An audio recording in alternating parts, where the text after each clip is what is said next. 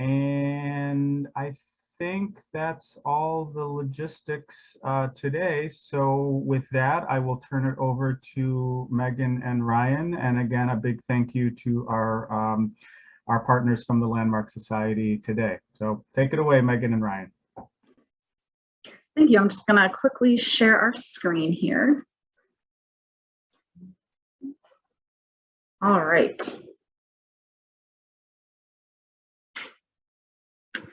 All right, well, thank you all for coming today. We are going to be sharing with you on Preservation 101, building a better future through preservation of our past. And just for some quick introductions, my name is Megan Clem. I'm a preservation planner at the Landmark Society of Western New York. I've been here about a year with the Landmark Society, and prior to this, I had experience working for the state of Maryland in their SHPO office as a state and federal tax credit reviewer. And before that, I was an interior designer and preservation specialist at a preservation architecture firm in Corning, New York. And I'm Ryan Jarls, also preservation planner here at Landmark Society. I just moved here back in April. I moved here from Savannah, Georgia, where I was the cultural resources planner for the city of Savannah. And prior to that, I worked for the National Park Service as a historic preservationist and engineering technician. So that's our background a little bit. All right, just to show you a quick overview of what we'll be talking about today.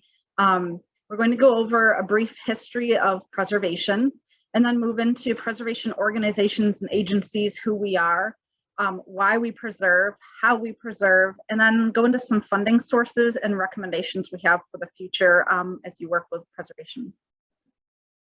All right, so we're going to jump right into the history of preservation.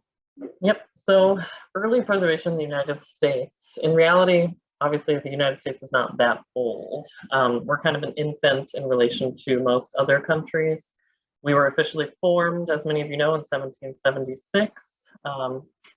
For instance, the Kingdom of England was founded in 927, so we're a little bit behind on the times when it comes to age.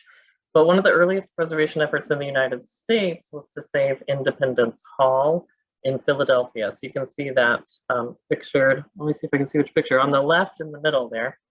And that was to save it from demolition. So a number of historical associations make strong appeals for its demolition, and the city of Philadelphia actually eventually would purchase it and perform its preservation at that point. A big one, though, in 1853 is the Mount Vernon Ladies Association. I'll give you a little bit more information on that in just a little bit, so I'll kind of skip over that one. In the late 1800s, the federal government begins to show interest in preservation, and then they do that by protecting natural resources first. So with the Yellowstone National Park being established in 1872, and by beginning a program to acquire Civil War battle sites. So again, it's just originally going to be preservation of natural features and sites. In 1889, Congress designated the Casa Grande ruin in Arizona as the nation's first national monument, and they actually appropriate $2,000 to protect it. So that's going to be the first federal funding ever allocated for historic preservation. And that's only 113 years beyond when our country actually gains independence. In 1906, the American Antiquities Act authorizes the President of the United States to designate national monuments on the land owned or controlled solely just by federal government. So as the United States law, it is the first United States law to provide general protection for many general kinds of cultural and natural resources, and it establishes the first national historic preservation policy within the United States. And then moving on from there, in 1916, the National Park Service is established within the United States Department of the Interior, and it becomes the administrative agency for what we now know as the National Park Service and the national parks that we have today. So it is the sponsoring agency for most preservation programs, which she'll be talking about a little later. And in 1923, Dr. William Goodwin relocates to a town called Williamsburg, Virginia. And in 1923, as the rector of their local parish, he recognized the historical importance of this town, which had actually been overlooked for about a century. So it was looking a little bad. But he begins a campaign for the reconstruction of the town of Williamsburg. So with the help of John D. Rockefeller, it becomes the first attempt anywhere to restore an entire town. So colonial Williamsburg today does continue to attract tourists from around the world.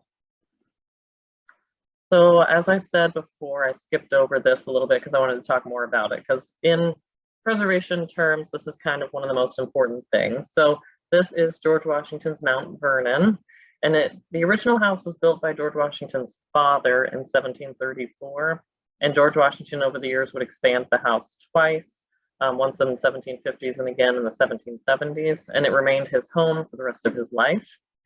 But over time, as you can see, it kind of goes into disrepair. We can move on to the next one. And this woman up in the top left, her mother in 1853 writes to her, so this is Louisa Bird Cunningham, writes these words to her daughter, who you see pictured here, which is Anne Pamela Cunningham. And after she sees the decrepit state of George Washington's home while traveling on the Potomac River, she felt inspired to write this to her daughter. So it says, if the men of America have seen fit to allow the home of its most important respected hero to go to ruin, why can't the women of America band together to save it? So she feels inspired by these words from her mother, and she took it upon herself to challenge the nation to save Mount Vernon. So she founds what we know as the Mount Vernon Ladies Association in 1853. By 1858, she had raised over $2,000 to purchase the mansion and the 200 acres. And so the Mount Vernon Ladies Association becomes the first national historic preservation organization and is now the oldest women's patriotic society in the United States. Its pioneering efforts in the field of preservation set an important precedent and have served as a model for many organizations and associations such as herself. And that's all the information I'm going to give you about the history of that property. I have a lot more, but it could go on for days. So let's kind of fast forward from what we were talking about before. In the 1930s, the first city to establish a historic district with any type of local regulatory control is going to be Charleston, South Carolina. And that's to counter a threat from outsiders who were dismantling many of the beautiful homes that you see in Charleston. So local citizens and planners decided to get together and establish a local historic zoning ordinance in 1931. And again, that's the first to ever do that. So they have a local board of architectural review, and that board has authority to review exterior changes to the buildings solely within the district and to issue certificates of appropriateness for those changes. The second historic district that comes out after that is the Old French Quarter in 1936 in New Orleans, followed by Philadelphia in 1955, Savannah in 1973, and that's where I spent most of my career. In 1934, we have the Historic American Buildings Survey, otherwise known as HABS. You can see that on the far left. This program was established under President Franklin D. Roosevelt as the first and only federal program to document historic buildings. So the survey covered buildings and structures of all types, from the smallest utilitarian structures to the largest and most monumental. The Department of the Interior's National Park Service is who provides the administration and funding for this, and they also established the rigorous documentation standards that are utilized for this program. And as a result, the data that's compiled in this early period of HABS in the 1930s does remain among the best historical records of early buildings and structures within the country. Many of which now have been demolished, but due to their excessive documentation, we still kind of have them around, even though they're not here anymore. There is a companion program to that known as the Historic American Engineering Record, or HARE, which is established much later in 1969. That one's going to focus more on technology and engineering and records things like canals, which we have here in New York, railroads, dams, and bridges. Which are all big in New York. So we have the Erie Canal, Genesee Valley Canal, Genesee Valley Railroad, and the list goes on and on. So a monumental loss and a monumental win. I just want to go over some big ones that happened during this period. So Penn Station in New York City, which is, I believe, pictured on the far right, is demolished in 1963 to make way for Madison Square Garden. So that's a monumental loss. We lose that building. But a monumental win, kind of around the same time, is Grand Central Station in New York City. So it narrowly escaped an addition that was supposed to be 50 stories tall on top of it. And that was going to be in the 1970s. So it's pretty extreme. And the case went all the way to the Supreme Court. The developer lost the case and the building was saved. And just to let you know, the same developer is the one who demolished the other station as well. So one win and one loss, same developer. This is just a quick example of what HABS looks like. So this is that program we were talking about. It does detail every tiny, minute detail of a building down to lighting fixtures, wood carvings within buildings, things like that. So it essentially, if a building is demolished, you still have it in the form of these drawings. So let's move on a little further again.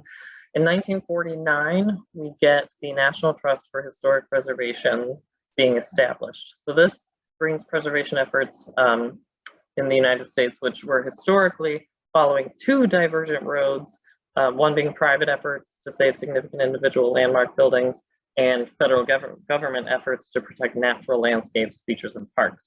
So these brings these two strands together through the establishment of this new quasi-public organization. And again, we call that the National Trust for Historic Preservation. In 1966, this organization publishes a report entitled "With Heritage So Rich." This is a pretty influential document, and it illustrates what had been lost of American architectural heritage and proposed an expanded role for preservation supported by the federal government.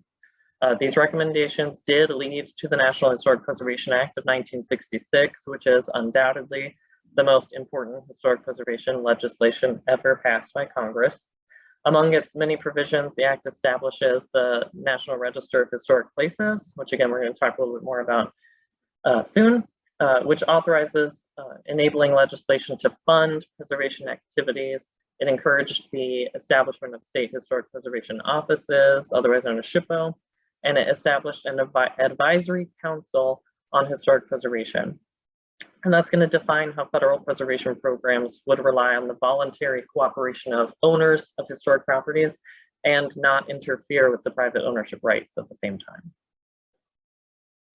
So let's kind of talk about some of the organizations and their levels.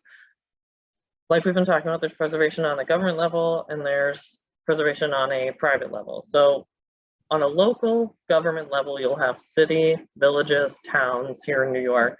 And on a private nonprofit sector, you'll have people like us, the Landmark Society, and other like historical societies as well. On the state level, you have the New York State Historic Preservation Office, which is what I described earlier as SHPO, with the private level of state being the Preservation League of New York State. Again, we're going to talk about kind of stuff that they do in a little bit. On the national level, you have those other two groups that I talked about, the National Park Service and the National Trust for Historic Preservation on the private side.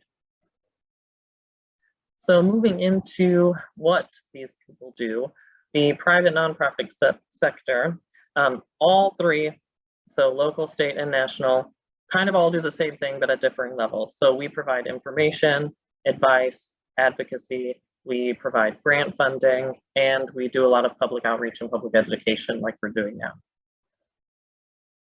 And then on the government side, they all kind of do different things, but also the same thing. So we have local level, which is again, the city, village, and town, doing things like landmark designation. So here in Rochester, we have Rochester city landmarks. You can have individual listings, and they also have the ability to create preservation districts. On a state level, you have, again, the SHPO, which is going to be doing things involving the state and national register of historic places, which again, includes individual listings as well as historic districts, which we'll get into a little bit later, and more of what Megan's going to tell you about, which is the state and federal tax credits. And on the national level, you have the National Register of Historic Places, and again, federal rehab tax credits. So who are we? We're a nonprofit. We're a 501c3 membership-based organization. We were founded in 1973. We're pretty old. And we serve a 9-county area, and we're going to put "and more" at the end. So Monroe, Wayne, Seneca, Ontario, Yates, Livingston, Wyoming, Genesee, and Orleans counties mainly, but we have moved into other places as well. So who we are, again, the Landmark Society. We do, I'm going to use the word steward historic sites. You can see one here, Stone Tolan House in Brighton, that red farmhouse there. We hold public events. We provide public outreach and education, advocacy. We do hold a preservation conference, which starts next week. And November 16th through 18th. And we provide advice to local homeowners. We create partnerships with different groups around the state. We support local communities, and we assist property owners, developers, local governments, neighborhood and community leaders with all of those things above. And then who else does these things? All types of people have to work within a certain regulatory boundary though, but those people include preservation consultants, architects and landscape architects, planners, grassroots advocates, homeowners, developers, anyone really can do preservation work as long as they're following specific guidelines and are within their regulatory boundaries. So why do we preserve is a great question. These are some quotes that I've pulled from the National Historic Preservation Act and the National Trust for Historic Preservation.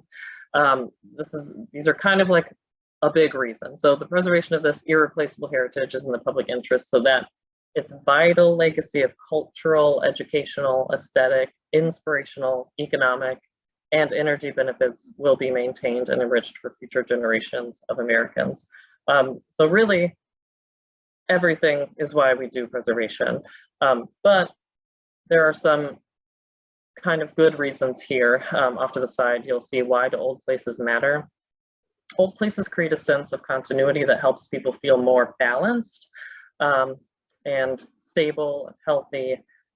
People have memories of those places. They create a civic identity for places. You know, you have the beauty of the historic architecture, pretty much everything. I don't want to bore you too much with giving why each of these 14 things exists, but really, it's just because these places do matter for one reason or another, and that's why we preserve them.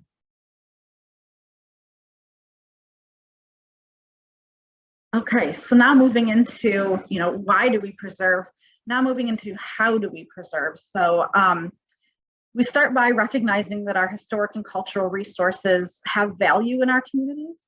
And that is through identifying those resources and either listing them in the National Register of Historic Places. There are even the National Historic Landmarks Program, which is kind of a step above the National Register.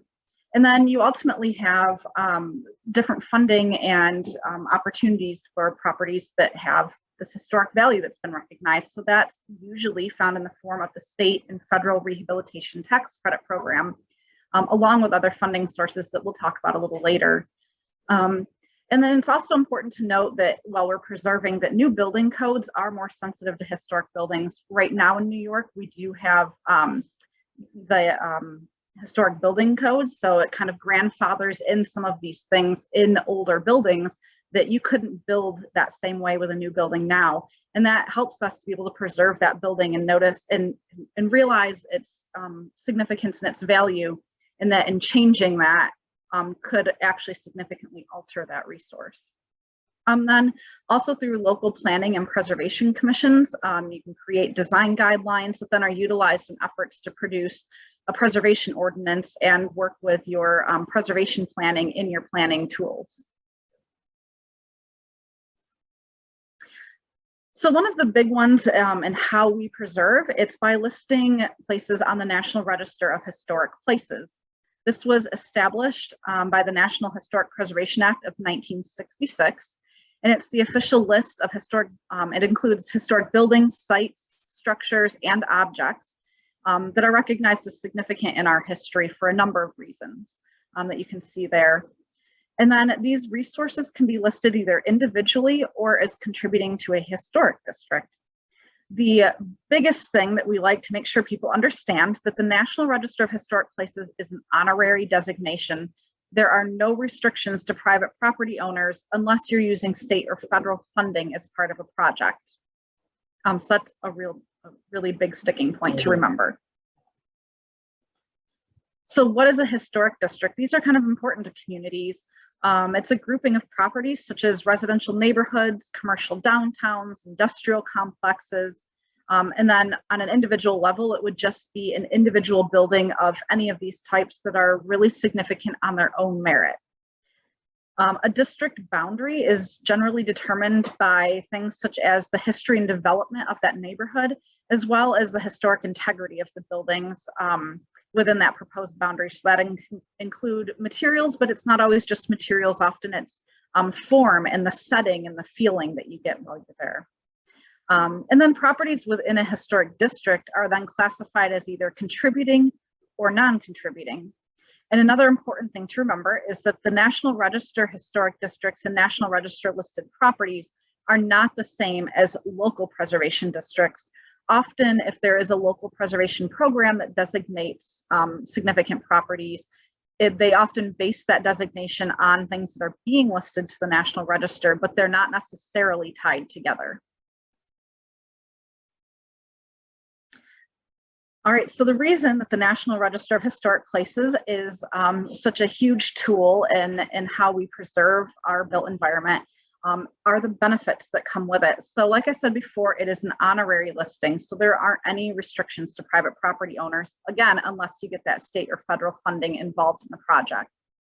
It promotes heritage tourism and economic development. It raises awareness and pride in a community's past. And then the number one reason would be funding. Everybody's always looking for funding. You can't maintain buildings without money.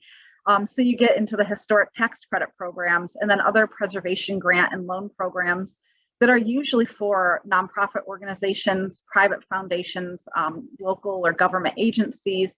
And a lot of times these programs can be passed through that not-for-profit or private foundation or government agency down to either homeowners or other building owners to use to maintain their buildings or undertake other surveys of their buildings. So like I said, the biggest proponent to maintaining historic places is finding funding, which is usually found in the form of the historic tax credit programs. There are both state and federal tax credit programs. So the state program is administered by the SHPO. As Ryan had said before, that's the State Preservation Office. And in New York State, we have both a homeowner and a commercial tax credit program. And then on the federal level, which follows through with the state tax credit program, this is administered by the National Park Service, which is part of the Department of the Interior. It's done through our State Historic Preservation Office. And at the federal level, they have the commercial tax credit program. So I'm going to quickly go through just what are these programs. I think this is beneficial for you to know as you work in your communities and kind of look at how do we preserve places, what do our constituents need, what are the programs that we could bring to our communities to really help revitalize them. So the homeowner tax credit in New York is a tax credit equal to 20% of your qualified rehabilitation expenses. And it's a credit off of the New York income taxes. So you do a project and then you can claim the tax credit. It has to be approved by the State Historic Preservation Office. But then when you claim the tax credit, you claim it the year after you've completed the project and you get your tax credit off of your income taxes. In order for a homeowner to qualify for this program, they have to be a contributing structure to a historic district or listed in the National Register individually. They have to be within a qualifying census tract.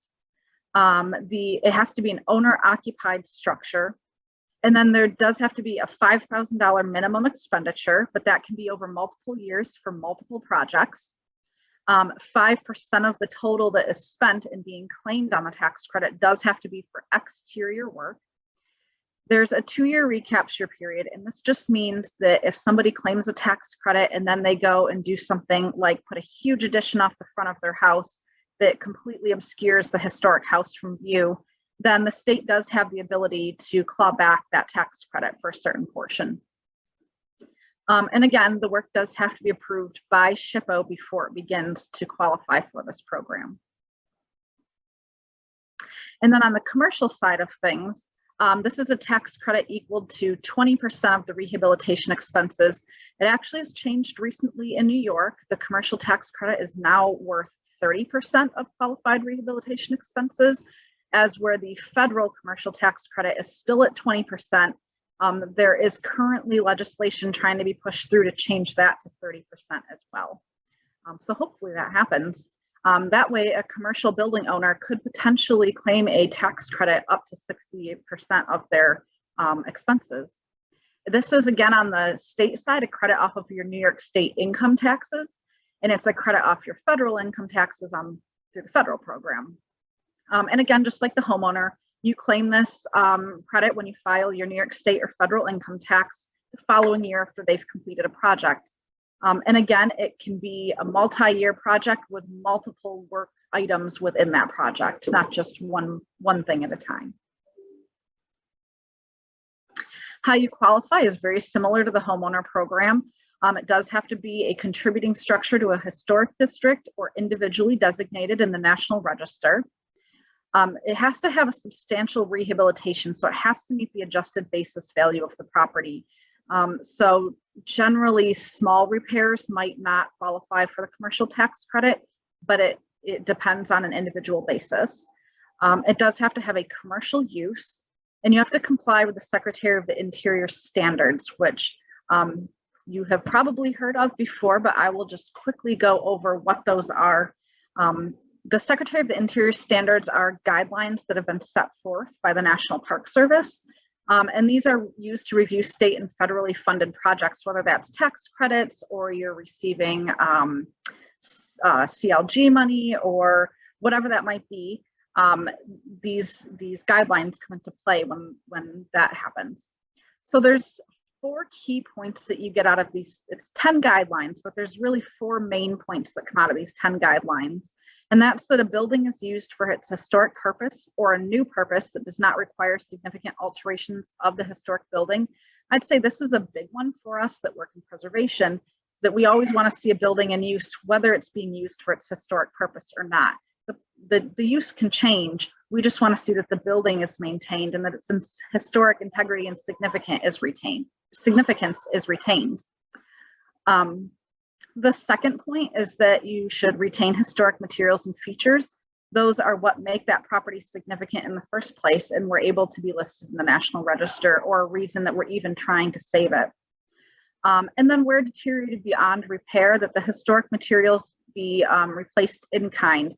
So generally, when you're looking at a preservation project, things like vinyl or composites aren't always the best, although composites are becoming fairly accepted in situations now within the preservation field.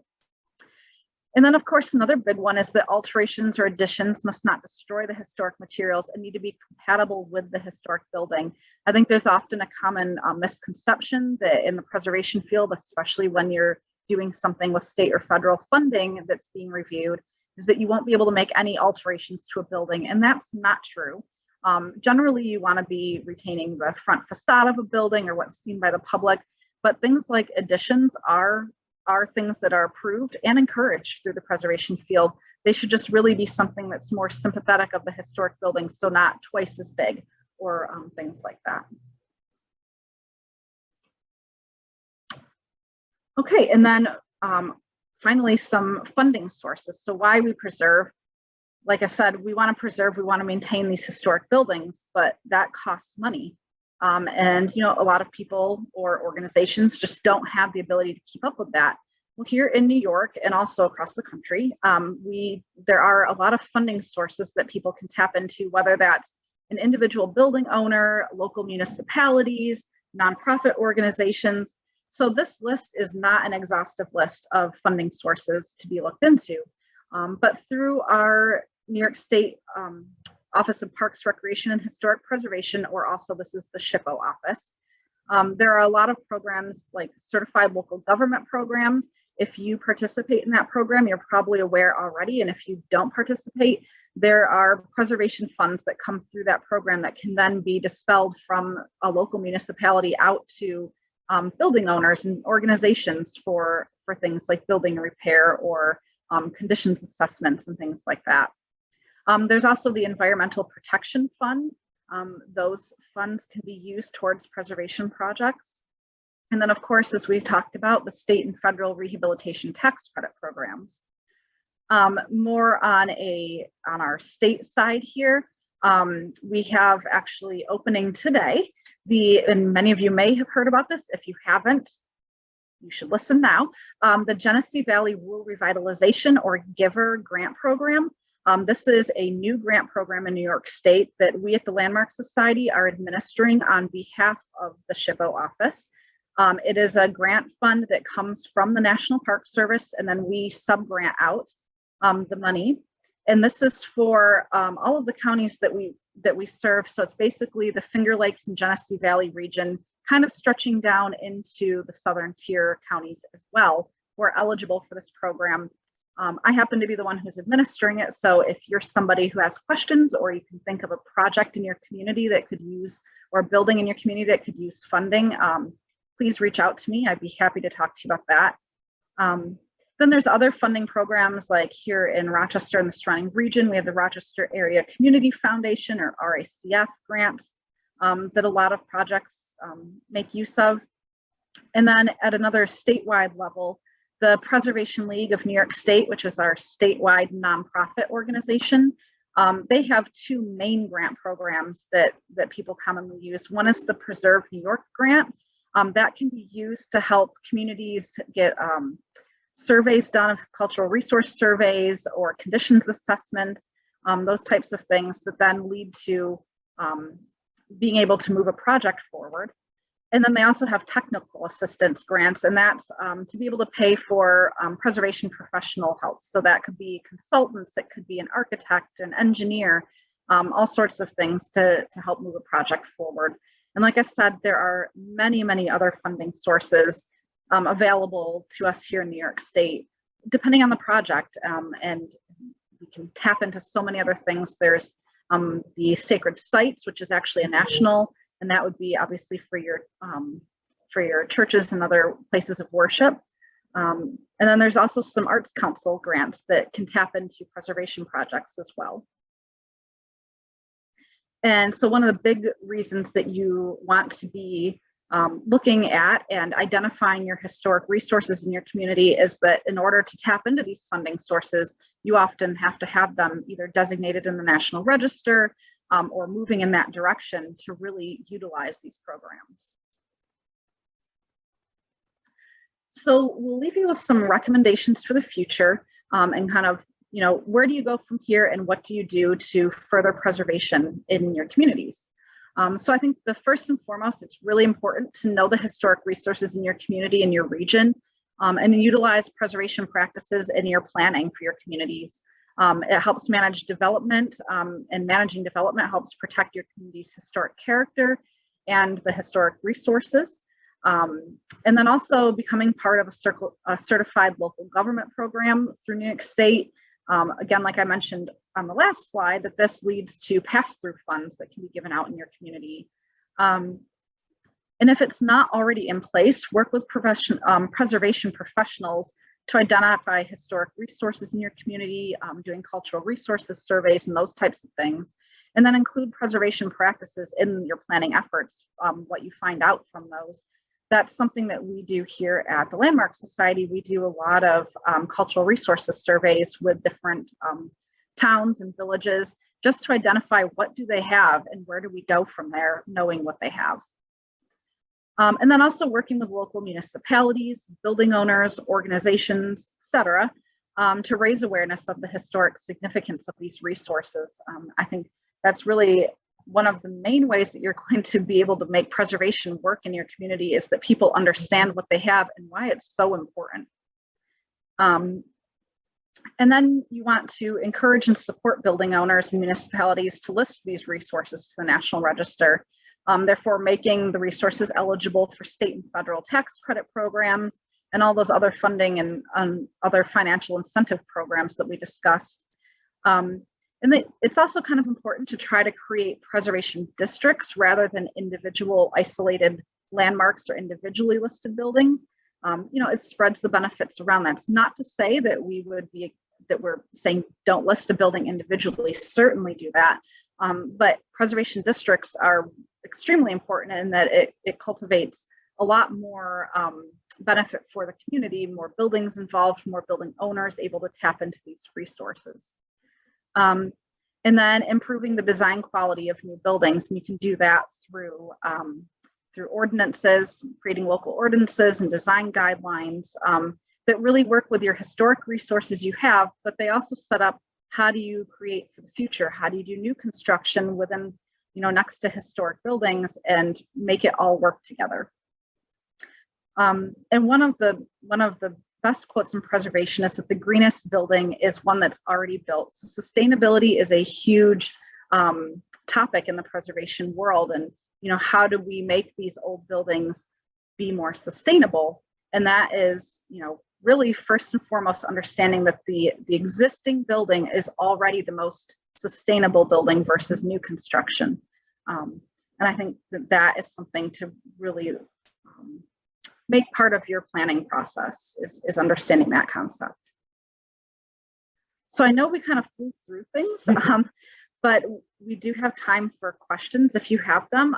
This was kind of meant to be a Preservation 101 kind of overview of the preservation world. How did it start? Where did we come from? Why do we do what we do? And how do we move forward in this? So we would be happy to take questions if anybody has those. Thank you both, Megan and Ryan.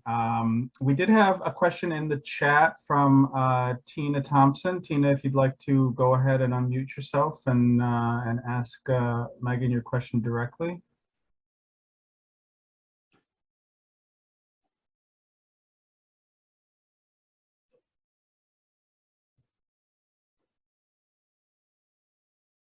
If not, the question, Megan, was, and Ryan, a homeowner in a locally designated historic property has contacted me looking for grant money to help with repairs. Sounds like Tina is maybe a local government official. Should she contact Megan or Landmark Society directly? Yes, so you can certainly direct homeowners, commercial building owners. If you get these types of questions, we'd be happy to help them find funding opportunities. It sounds like this particular homeowner, I believe you said that they're in a National Register historic district. So she said locally designated. Oh, locally designated. Okay. So locally designated is a little different. It doesn't make them eligible for the state tax credit program. But they could certainly get in touch with us and we could try to help them find other funding if available. A lot of times though, local preservation districts aren't created until after they've already been National Register districts. So that might be the case. And if so, then it might be easier.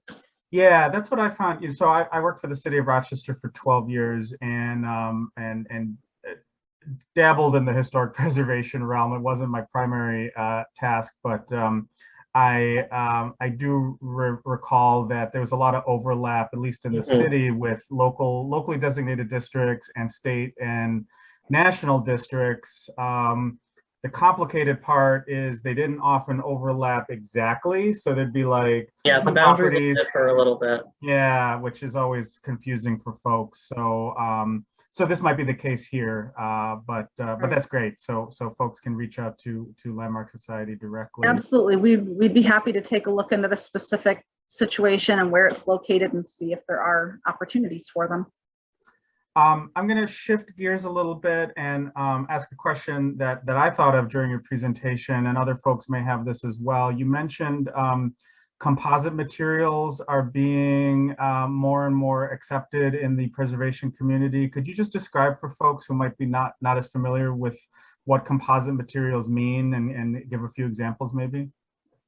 Sure. So I guess coming from being a former tax credit reviewer, where I would see this most often was when you're looking at like siding on a building. If there's a home, I guess you mostly would see this on homeowner, but you could see it on commercial buildings too, where there's a home that's wood sided and it needs to be replaced, and they would want to use something like hardy board. That's a brand, but that is a type of composite material.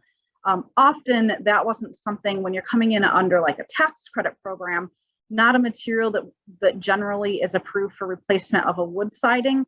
However, where we did see it start to be a little bit more commonly accepted was more on the commercial side of things, or even on a homeowner building, where that particular feature is a little higher up off the ground. So it's number one, not as visible and not right there for people to walk right up to. So an example of where I had approved this on a project before was on a like a banister railing up on top of a building.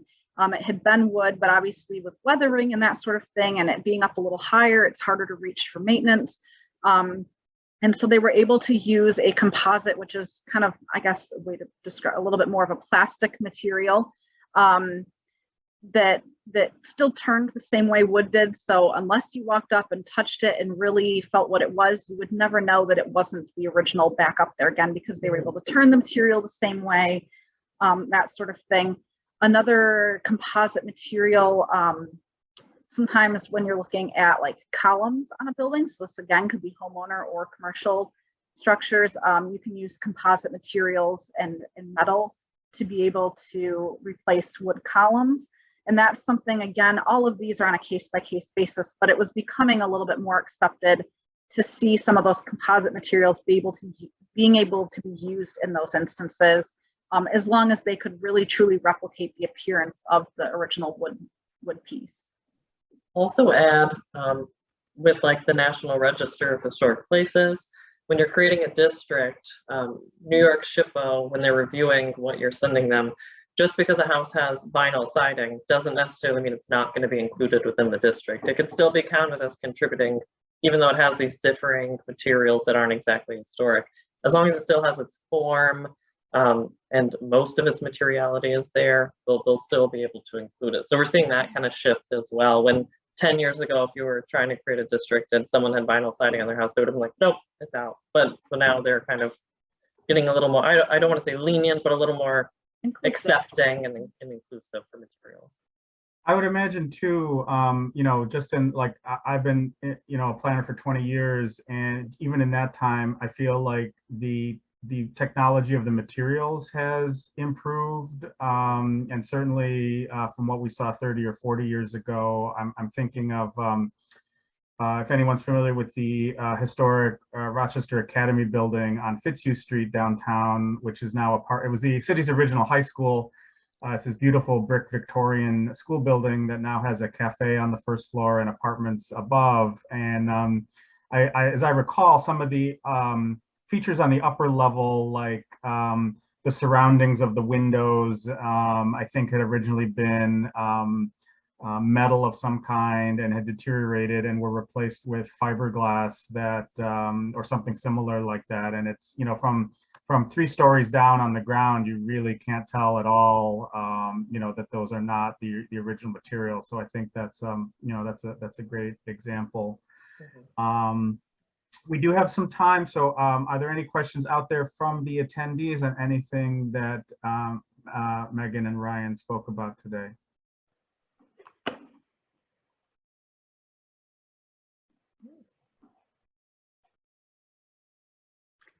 I know we kind of went through a lot of things very quickly, but you know, here at the Landmark Society, we are, like Ryan said, with all the counties that we work in, so we're Rochester based. We are in Warner Castle and Highland Park in Rochester, so a pretty neat office space for us.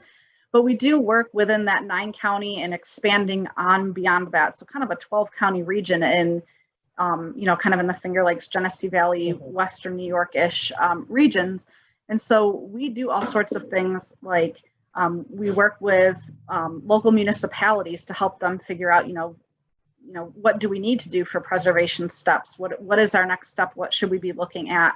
Or, you know, with whether it's individual building owners or municipalities, working with them to do the cultural resource survey, so we can figure out what is important in your community, and how do you, you know, how do you use knowing that information in your planning tools that you use for future planning and management and purposes. Doing a lot of that kind of stuff, advocacy for different programs. You know, it's not just about laying down in front of old buildings, which we don't do. But it's also, you know, saving important things.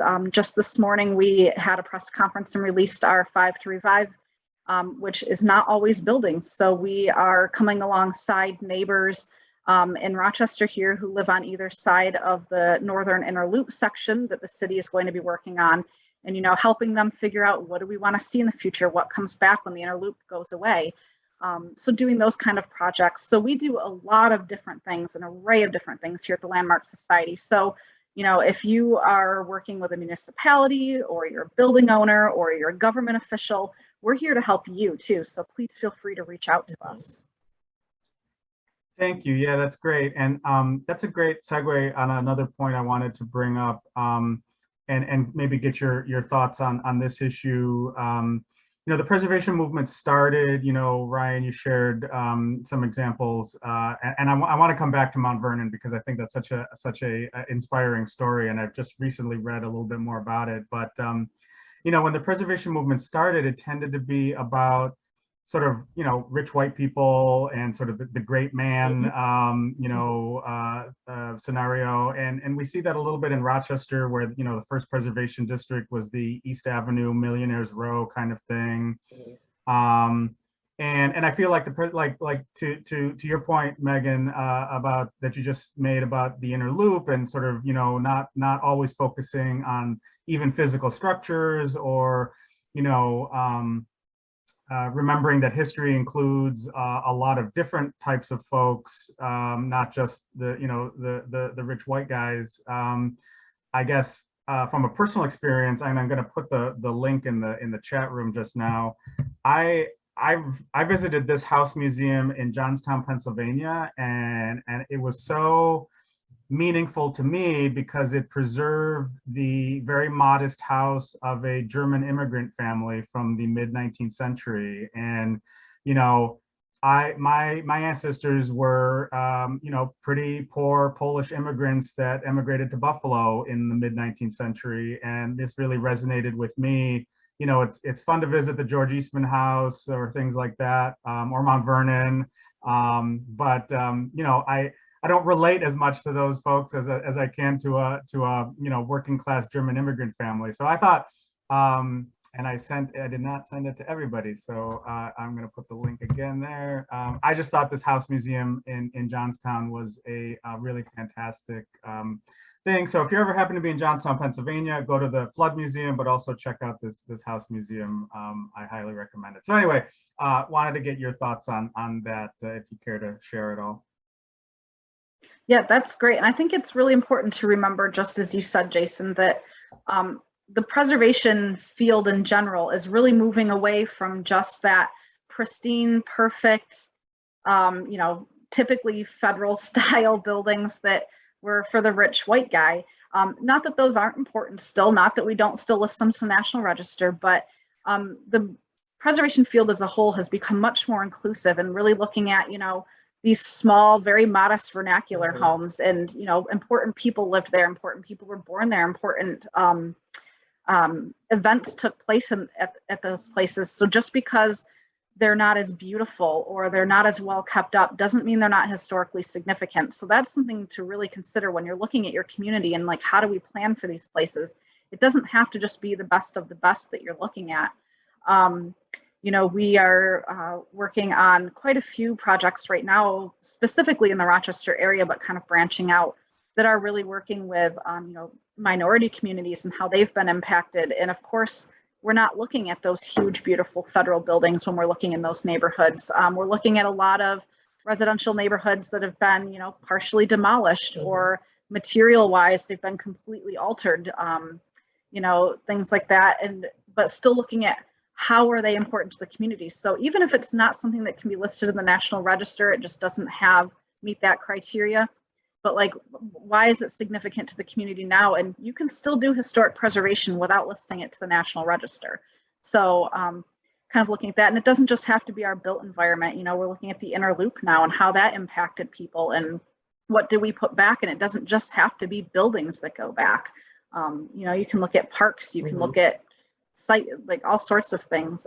So preservation is much bigger than just our built environment, even though that is generally where we start when we look at what do we do and how do we move forward. The big movement now in historic preservation is not just solely even for the building or site or anything like that. It's also just the story in general of the people who are living there. So you're seeing a lot of, like a project we're working on now with the Hinge and the Inner Loop, a lot of integrating like interviews and just kind of going around the community and getting spoken word stories from people and including that in things. So if you were doing a National Register nomination, like she's working on one now for a building in Rochester, where they're going to be including that in the National Register nomination, these, you know, stories from actual people in the community.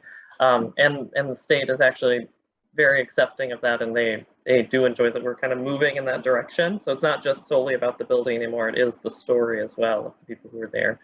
So it's kind of a nice, good movement that the preservation field is going into to include the community more. And the things that are missing. So the project Ryan was talking about that we're working on with the Inner Loop, I mean, we're talking about hundreds of houses that were knocked down to build the Inner Loop. And what Ryan and I will be working on starting soon is basically a historic resources survey of things that don't exist. That neighborhood is not there. So we'll be going back through, you know, historic maps and interviews with people in the neighborhood who remember what was there before. And we'll basically be doing a cultural resources survey, but we're surveying things that aren't there. There's no buildings. It's a highway right now. So it's kind of going back to what was there, why was it important, and, you know, to kind of influence what are we bringing back to the community? What does the community want to see there? Yeah, no, that's fantastic. And Ryan, I'm glad you mentioned the stories, because that's one thing I've learned recently. You know, I've always liked historic buildings. You know, I was as a kid, you know, we went on vacation to Colonial Williamsburg. So, you know, I've been doing this for a long time, but, you know, I've come to better understand that for some communities and some cultures, you know, it's less about the physical place, because the physical place for them may not have been, you know, they didn't build it. It wasn't there. It didn't come from their culture. If you're a marginalized community, you had to live wherever you were, you know, relegated to live. So I think that's a really interesting shift within preservation as well, is not, you know, not only, I mean, certainly we still want to pay attention to built form and physical places, but also, you know, the stories and the histories that go along with it. So we're going to wrap up. I just want to bring up, again, maybe because it's fresh in my mind, and Ryan mentioned it, but I just think the story of Mount Vernon is so inspiring. You know, and Ryan, jump in and correct me if I'm wrong, but the descendants of George Washington tried to get Congress to purchase it, and Congress refused. And so this woman, you know, saw it passing on a steamboat on the Potomac River, and it was dilapidated, and she was inspired, as you pointed out. And then, you know, the Ladies Association already purchased it prior to the Civil War. And, you know, in Northern Virginia, the Civil War was raging all around Mount Vernon, but both sides kind of left it alone. And I guess they were actually women caretakers there during the war, and they allowed and even encouraged soldiers to come tour it, but they requested that they leave their arms outside and even remove like their uniform coat. So it was kind of a unifying feature for the country in a very difficult time, and most soldiers agreed to that. And I just thought that was a great story. I don't know if you've run across that in any of your reading on Mount Vernon, but I love that story. Yeah, and the length of time that it got to sit through the Civil War was actually a good thing in some ways, because it allowed for her and her group to continue gaining funding sources. So over time, at the end of the war, it suddenly was just this influx of, you know, financial capabilities to restore the building. But again, a nice giant mansion of a white man getting restored. True. There is another side to that story. There is that now at Mount Vernon, not only are they bringing in tourists like crazy to see, you know, his mansion, but they've also started a really progressive and extensive research. And now, you know, when you go there to visit, of the enslaved people's quarters and really telling their story. So that's kind of where preservation, you know, this very first preservation thing that really happened in our country, and it was for, you know, the rich white man, is now kind of turning tables. And you can still go and see that story, which is an important part of the story. But you can also now go and you'll see the story of the enslaved people who lived there and kind of what their life was like, what they lived in, their, you know, their daily activities and those sorts of things. So and that just goes to show where the preservation field is going. They're really trying to take these places and say, okay, this was really important there, but who were the people behind it all making it happen, and what is their story? Right, right. Well, on that note, we're almost up to 1 o'clock. I think we will wind down unless there's any final questions this afternoon from folks. I'll hang out for a little while. I'll leave the meeting open, but with that, I want to thank Megan and Ryan and the Landmark Society for taking time today to share their knowledge and experience. Thank you everyone for attending, and have a great rest of your day. Yeah, thank you. Thank you.